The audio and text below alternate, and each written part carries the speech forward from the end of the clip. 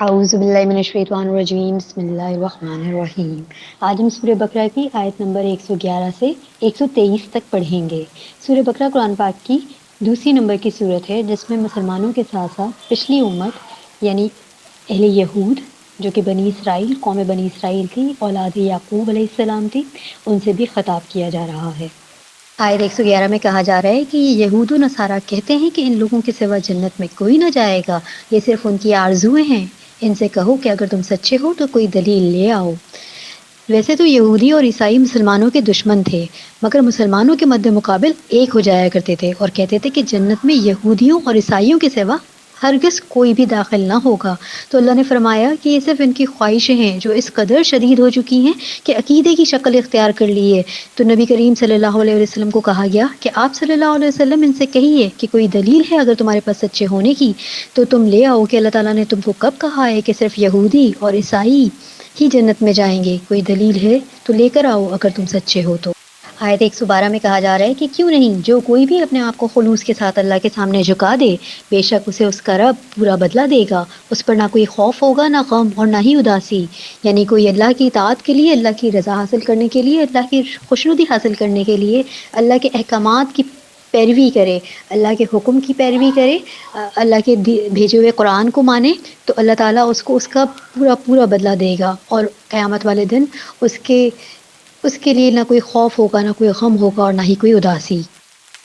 آیت 113 میں کہا جا رہا ہے کہ یہود کہتے ہیں کہ نصرانی حق پر نہیں اور نصرانی کہتے ہیں کہ یہودی حق پر نہیں، حالانکہ یہ سب لوگ توریت پڑھتے ہیں اور اس طرح کی جیسی باتیں وہ لوگ بھی کرتے تھے جن کے پاس کتاب کا علم نہیں۔ قیامت کے دن اللہ ان کے اس اختلاف کا فیصلہ ان کے درمیان کر دے گا۔ اب یہودی کہتے ہیں کہ عیسائیوں کے مذہب کی کوئی بنیاد نہیں اور عیسائی کہتے ہیں کہ یہودیوں کے مذہب کی کوئی بنیاد نہیں، حالانکہ دونوں کے پاس ایک آسمانی کتاب موجود ہے، ایک آسمانی کتاب موجود ہے۔ جب عیسیٰ علیہ السلام آئے تھے تو انہوں نے کہا تھا کہ میں شریعت موسیقی ختم کرنے نہیں آیا بلکہ انہوں نے اس شریعت کو زندہ کیا تھا۔ اسی طرح سے مشرکین مکہ کہتے ہیں کہ نہ یہودی حق پر ہیں اور نہ عیسائی، بلکہ حق پہ صرف ہم ہیں۔ اس طرح اللہ ہی ان سب کا فیصلہ کرے گا قیامت کے دن جس پر یہ اختلاف کیا کرتے ہیں۔ آیت 114 میں کہا جا رہا ہے اس شخص سے بڑھ کر ظالم کون ہوگا کہ جو اللہ تعالیٰ کی مسجدوں میں اللہ تعالیٰ کے ذکر کیے جانے کو روکے، ان کی بربادی کی کوشش کرے۔ ایسے لوگ کو خوف کھاتے ہوئے اس میں جانا چاہیے، ان کے لیے دنیا میں بھی رسوائی ہے اور آخرت میں بھی بڑا عذاب ہے۔ یہ تینوں ہی گروہ یعنی یہودی، نصرانی یعنی عیسائی اور مشرکین عرب کسی نہ کسی زمانے میں کسی نہ کسی صورت میں اللہ تعالیٰ کی کرنے کے مرتکب ہوئے ہیں۔ مثال کے طور پر شاہ تیتوس کے زمانے میں بیت المقدس پہ عیسائیوں نے یعنی نصرانیوں نے حملہ کر کے اسے تخت و تاراج کیا۔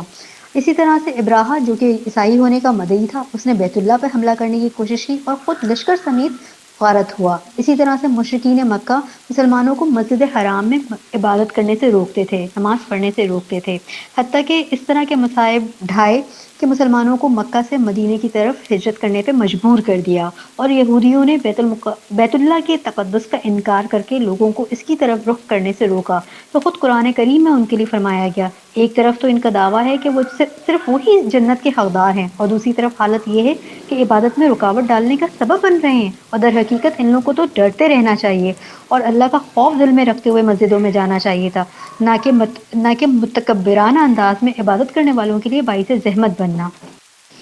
آیت 115 میں کہا جا رہا ہے اور مشرق و مغرب کا مالک اللہ ہی ہے، تو تم جدھر بھی رخ کرو اسی طرف اللہ کا رخ ہے، یعنی اللہ بڑی وسعت والا اور سب کچھ جاننے والا ہے۔ یہاں پر تحویل کعبہ کی ذہن سازی کی جا رہی ہے۔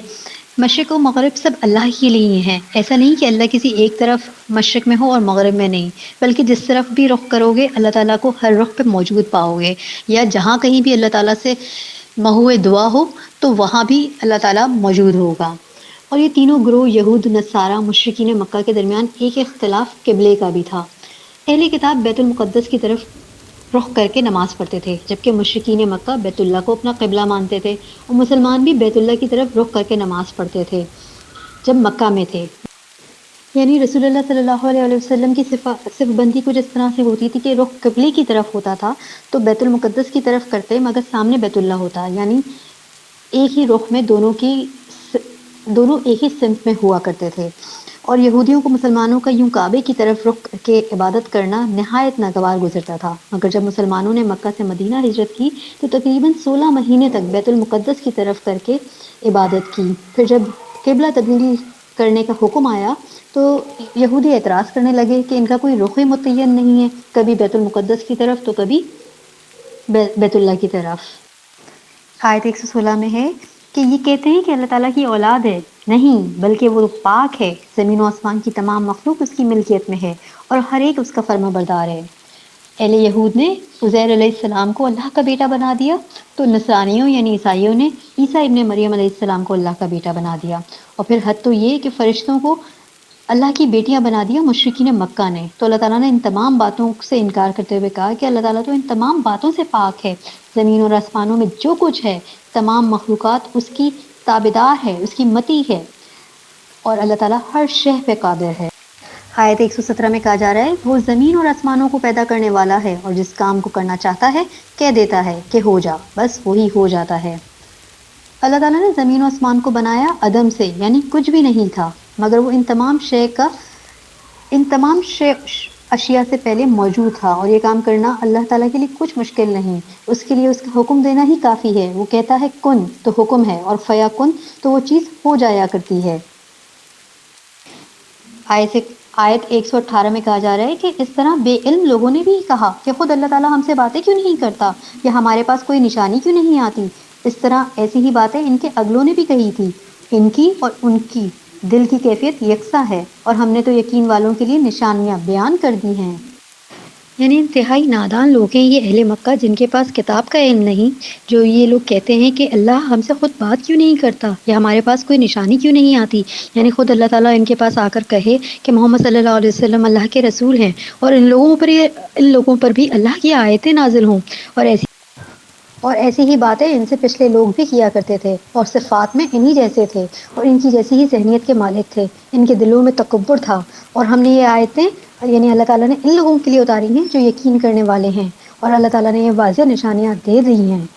آیت 119 میں کہا جا رہا ہے کہ ہم نے آپ کو حق کے ساتھ خوشخبری دینے والا اور ڈرانے والا بنا کر بھیجا ہے، اور جہنم کے بارے میں آپ کی ذمہ داری نہیں ہے۔ اور اس سے بڑھ کر نشانی کیا ہوگی کہ ہم نے یعنی اللہ تعالیٰ نے آپ صلی اللہ علیہ وسلم یعنی محمد مصطفیٰ صلی اللہ علیہ وسلم کو حق کے ساتھ خوشخبری دینے والا بھی بنا کر بھیجا، اور لوگوں کو ڈر سنانے والا بھی بنا کر بھیجا، اور اس روشن نشانی کے بعد کسی اور نشانی کی حاجت نہیں رہتی۔ تو لوگوں میں کون ہے جو حق کو قبول کرتا ہے، اور کون ہے جو حق کو جھٹلا کر جہنم کی سزا کا مستحق بنتا ہے۔ اور یہ سب نبی کریم صلی اللہ علیہ وسلم کی ذمہ داری نہیں ہے، اور نہ ہی اللہ تعالیٰ آپ صلی اللہ علیہ وسلم سے اس کے بارے میں پوچھیں گے۔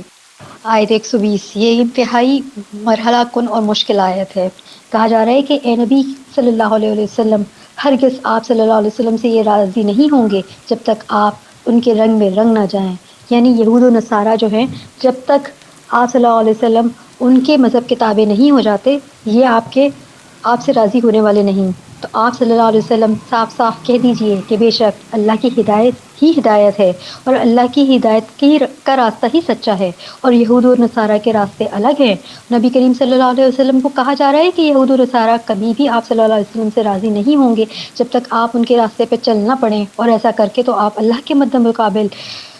آپ صلی اللہ علیہ وسلم کا کوئی مددگار نہ ہوگا۔ آیت 121 میں کہا جا رہا ہے کہ جنہیں ہم نے کتاب دی اور وہ اسے پڑھنے کے حق کے ساتھ پڑھتے ہیں اور کتاب پر بھی ایمان رکھتے ہیں، اور جو اس کے ساتھ کفر کرے وہ نقصان والا ہے۔